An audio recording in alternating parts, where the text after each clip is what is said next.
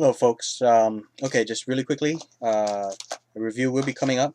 Just rented a couple films at Family Video. We got our Dear Pal Brian here, so we're going to be watching I Spit on Your Grave 2, even though, the warnings and everything, but I figured, what the hell, the warnings from, of course, Aaron Penn. He gave a fantastic review of it on the Horror Globe, so I may not review this because if I review it, I'll just stick it on my channel. But Aaron Penn already did a fantastic review of it for the Horror Globe, so I encourage you guys to go check that one out. And VHS 2, and we're also watching Children of the Corn Genesis. I already watched Revelation. We watched that together, so there's going to be a double boob review of Children of the Corn Revelation and Children of the Corn Genesis, and that will round out the whole Children of the Corn experience and all the reviews. It will be done. We're not going to be reviewing. I won't be reviewing the remake. And here also we just picked up some candy. Not really a Halloween themed one, but turtles for $1. Can't go wrong with that. Just 4 pieces and a Halloween themed Kit Kat here. A bat. One of 4 spooky bar designs. Dare to find what's inside, it says. So okay, so this is the treats we'll be I'll be eating, and Brian got himself some other stuff as well. Some bat-shaped Reese's Pieces, the one that I showcased a little while back, and these turtles. He got like about 4 of them. Okay, so thank you folks for watching. And next thing you see is going to be the review for Children of the Corn Revelation and Genesis. Okay, see ya. Hello YouTube, and welcome back to the Horror Globe. I am Falagar, and I'll be reviewing. It's a double build review here of the first one is Children of the Corn Revelation. This is the 7th one in the series, and the other one is the 8th one, Genesis. This will finish off the my reviews of all the Children of the Corn films. And right now I'm drinking something here my brother bought. It is what is this? Well, this is in another language on this side, whatever that is, if any of you folks out there can read it. And on this side it's Honey Kvass Monastriski. Okay, so there we go, whatever that is. And cheers. Okay, it's my first time drinking it. It's almost has like this chocolatey, when I say sense to honey, almost like a chocolatey type flavor to it. Okay, getting to the review here. Children of the Corn Revelation. Let me scooch over on this side here a little bit. Here we go. Alright, a little bit better. So there we go. So much better. Okay. So you can see that. Okay, Children of the Corn Revelation. This one stars Michael Ironside, although he isn't in there a whole fuck of a lot. Okay, I'm just trying to think exactly, because I saw this yesterday with Brian, and just now we just got done watching Children of the Corn Genesis. That one's a little bit more fresh in my head. And then we rented from Family Video. I wanted to get Curse of Chucky, but unfortunately, and I had it on hold, but they misplaced it, the fools. So instead, he gave me another. I could pick out another one for free. So it was 2 movies actually. I had Curse of Chucky on hold, and then I had what was the other one? I Spit on Your Grave 2 on hold. So they had my Spit on Your Grave 2, but not my Curse of Chucky. So I rented VHS 2 instead. But getting back to Children of the Corn Revelation, I'm just trying to remember exactly all the events, because it was yesterday, and I was a little out of it. I was really super tired because I just came off of work.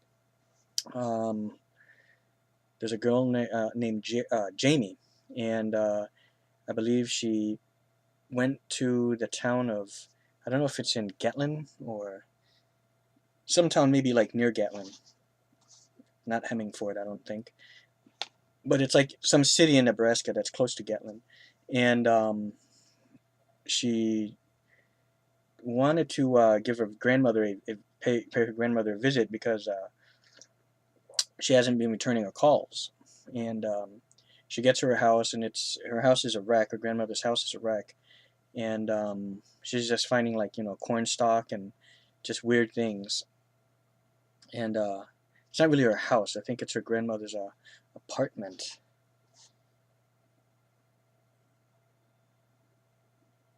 Yeah, condemned tenement building.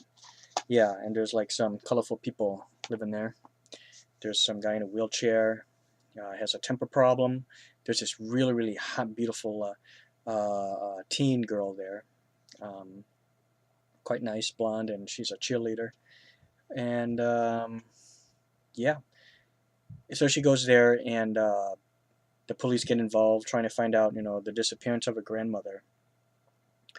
And I'm trying to think what else. On her way there in the taxi cab, I believe it was a taxi cab. I can't remember if she actually rented a car or a taxi. That's how bad my memory is failing me on on this film. But I know that it might have been like a taxi. Um, just driving to the around town, she sees these really ghastly kids. Could be brother and sister. Very pale skin. And oh, you want to know how it actually opened up? It was with the grandmother having this nightmare. Now it's kind of coming back to me. This nightmare of this cornfield burning. That's how it opened up. And then she wakes up screaming, and then she went missing. So that's what it was. Now it's kind of coming back to me now. So these pale-faced ghosts, not ghosts, I'm sorry, kids, ghastly looking, as I said, and she even runs into them again in the local market. And there's actually an arcade there. It was House of the Dead was the arcade, so quite nice to see something like that there. An arcade machine there in House of the Dead. Kinds with the guns. It's two of them, and it's interactive, and you shoot into the screen. And then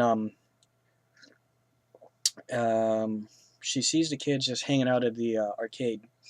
The two ghastly kids, the pale-faced ones, and she approaches them and says, "Hey, do you want some money? You want to play this game?" So she goes to hand the kid the money, and he just snatches it right out of her hands, and then just starts, playing it without even a thank you.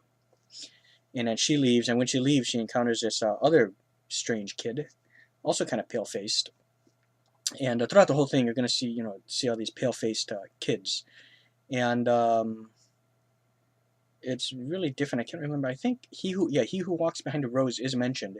She also encounters the priest, which is played by Michael Ironside, and which is this gentleman right here. Like I said, he doesn't have a lot of screen time. He mostly comes on during the last 15-20 minutes of the film, where you see him more and where he actually has dialogue. And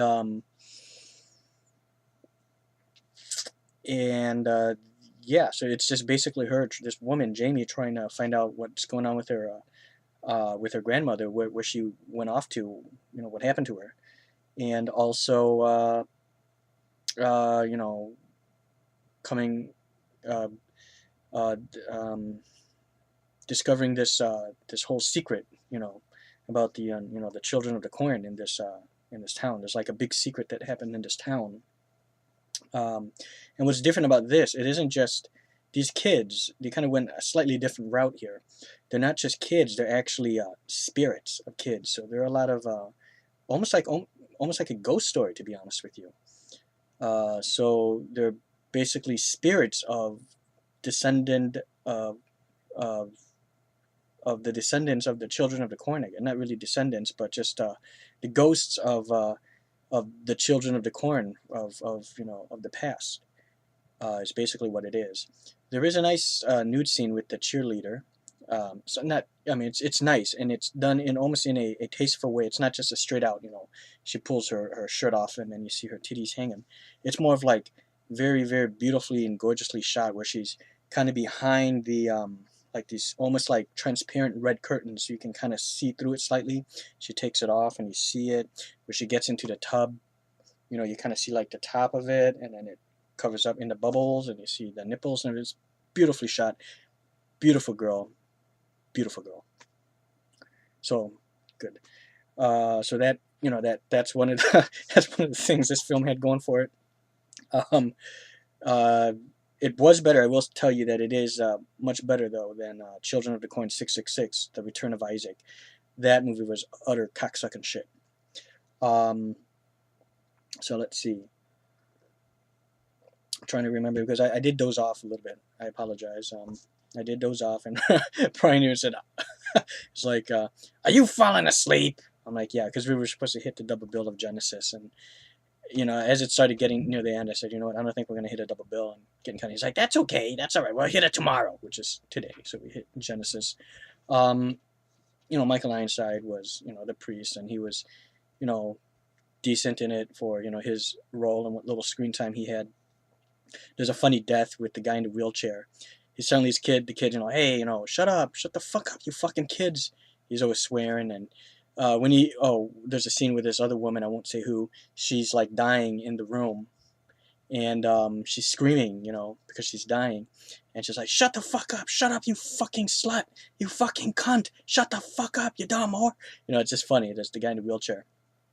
But anyways, so he goes out there yelling down the halls, because it's like an apartment complex, and all of a sudden the ghastly children come up from behind and start pushing him, and he's getting, he's scared and everything, and swearing at them, and then they push him right out the window, and he falls to his death into the cornfields.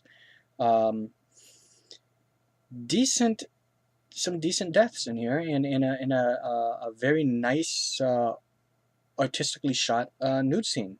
So I like that about this film, and it was a different take in the Children of the Corn series. Different in the fact that it's all like it actually ghosts in this now. It's like a haunting in a way. Of course, not the best in the series. Based on the chilling story Children of the Corn by Stephen King, Revelation is the next shocking chapter in this popular series of suspense thrillers. When calls to her eccentric grandmother go unanswered, Jamie Lowell is shocked to discover that her grandmother's last known address is a condemned tenant building overrun by controlled children. But as Jamie slowly uncovers the truth behind her grandmother's mysterious disappearance, she merely disturbs a powerful evil that now seeks to destroy Jamie as well. No special features to be had. Rated R. It's 82 minutes, not very long, folks. And I don't think this gives me a year. This was brought to us by the folks over at the Dimension. Doesn't give me the year.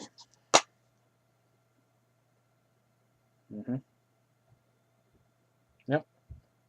So I apologize. I don't know what the year is on this film. It's quite nice how it has actually the booklet in here. PQAQ, it's only DVD, and I've seen some DVDs where the picture quality and sound quality are actually quite good, and this is just decent for for being on DVD. I mean, you can tell that the quality isn't really all that spectacular, but I've seen worse. So there we go. That's Children of the Corn Revelation. Was better than Children of the Corn 666. I'll say that. Now, I had high expectations for this one. Children of the Corn Genesis. I truly did. I mean, being the last in the series, and it stars Billy Drago, of course. I know him from Brian also knows him from Untouchables, and I know Drago from Charmed. He was one of the demons in there in Charmed, in that show. Great show. This one, it starts off with this couple who are just out in the middle of nowhere. Their car broke down, just stranded basically, just sitting there in the middle of the road. And they're married, and the woman in there, I forgot her name. Why the fuck can't I remember the names on these folks? I guess when it comes to films like this, B-flicks, and I just don't really remember their names. Maybe I just don't give a shit. But anyways, she's pregnant. So they decide to walk, trying to find the nearest town, and they come across this rundown home and house, very almost like in a farmland. And hold on, the fucking phone. Hold on, folks.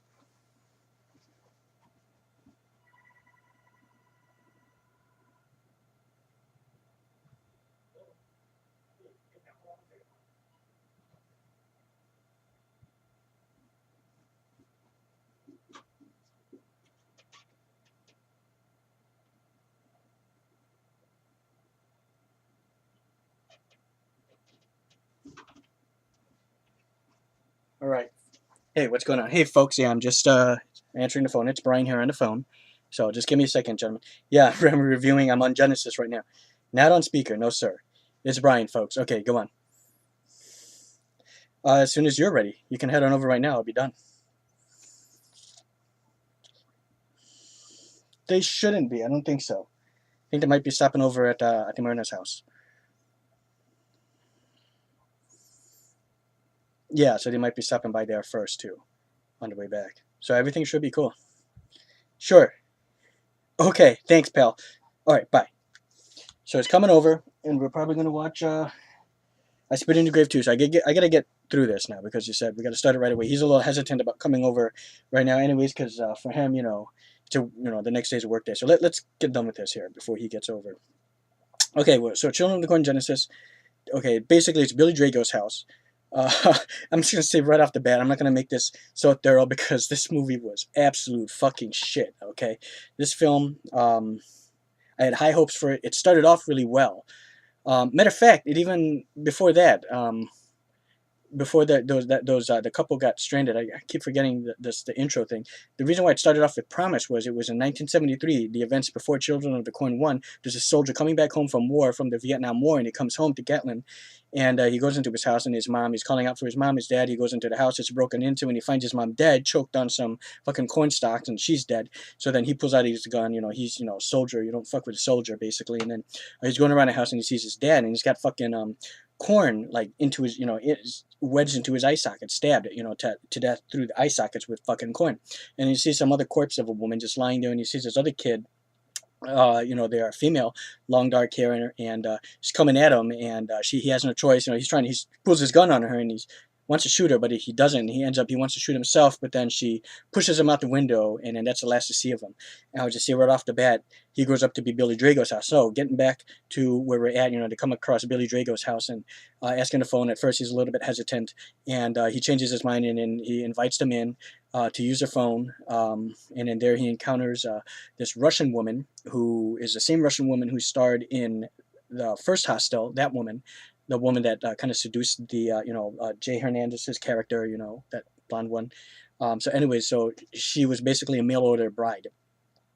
So they can't get a tow truck in there or anything like that anytime soon. So Billy Drago and the wife basically invites him to stay, for the night. So when they stay in the night, there's all she tells him, you can stay in here, but don't go into places where you're not wanted. And of course, in the outhouses, out and back and stuff like that. So in the middle of the night, the woman has to go out and take a piss. So she goes out there, and then the curiosity gets the best of her, and then she goes and sees a shed. Excuse me, I'm burping like a motherfucker. Who's this? So in any case, so she goes over there to the shed, and then it's padlocked and it's slightly open. She pulls it, and she sees that there's a kid crying in there, and all of a sudden fucking Drago comes out, and then so she goes and hides behind on the other side of the barn, and then he doesn't see her. So then she goes back into heads on back.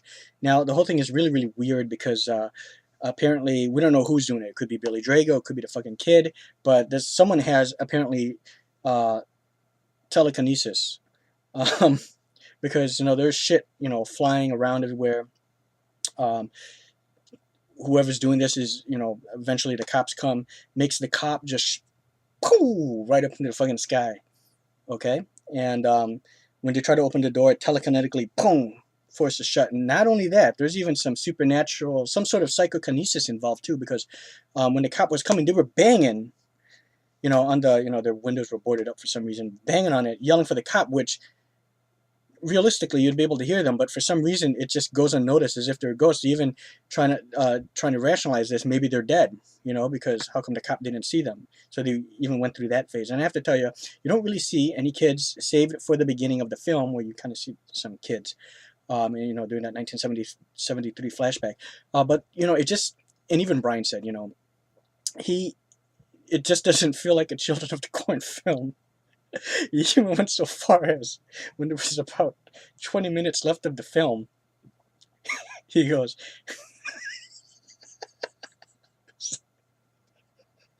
this is how you know it's bad. How much more time is left on this? I go, 19 minutes. Shit. I go, shit. Sorry. It's like, shit. So we finished it. I am sorry. And just bottom line, film's crap. It's fucking shit. Sucks cock. Big fucking cock. And swallows, too. The next chapter in terror. Genesis, the chilling next chapter. In the, it's real small text, but here we go. In the ever-popular horror series based on the classic Stephen King story, when a stranded young couple seeks refuge in a remote desert compound, they encounter a strange Mason-like figure known as Preacher, played by Billy Drago of The Untouchables. He reluctantly allows them inside with orders to be gone by morning. While investigating faint screams coming from a dilapidated shed, the couple discovers they have stumbled upon a bizarre cult worshipping an entity that may or may not dwell inside a haunted little boy. Rated R. Apparently, this came out the same year of Kick-Ass, 2010. Also, not another long one, thank God, but it felt longer than what it was. 81 minutes, just like the other one was short, too. The only special features here is a conversation with director Joel Salson. I may watch it just to see what the fuck was going through his head when he took on this film. And on par with Children of the Corn 666, The Return of Isaac. And that's a bad thing, because that movie was shit. This one was actually slightly better. Like I said, it just gets worse and worse, and it ended on a bad note. It's just unfortunate. And I heard nothing but bad things about the remake of Children of the Corn 2, so I may not bother with that. So this is the end of it. This is the end of the Children of the Corn series here. Children of the Corn Revelation and Children of the Corn Genesis, okay? So these are the last two. This is the final thing. Children of the Corn, and oh, by the way, I have to tell you, PQAQ, fucking gorgeous, beautiful. The detail, the level of detail in this film was brilliant. Okay, I mean, a lot of detail, especially, you know, even the night scenes were great, and especially during the day scenes, everything just popped out. Beautiful cinematography when you see like the overhead shots of the town, the trees and stuff like that. Just great there, And I'm not saying the whole film was a cinematic masterpiece, but certain shots were cinematically beautiful. Perfect picture quality almost. I mean, very, very great. I'm no expert, but just I'm going by what I can tell. Looked just fucking gorgeous. Sound quality was decent as well. Maybe not quite as good as the picture quality, because I do remember Brian even saying, let's get some volume in here. So I had to turn it up, but sound quality was just okay. Picture quality was great. A lot of detail in the flesh and everything, and all imperfections in the skin and everything perfect. So now, okay, getting down to the final scores of these. Both are basically shit, almost, but this one being slightly better shit. Revelation, on my 5-point scale, I would have to give Revelation a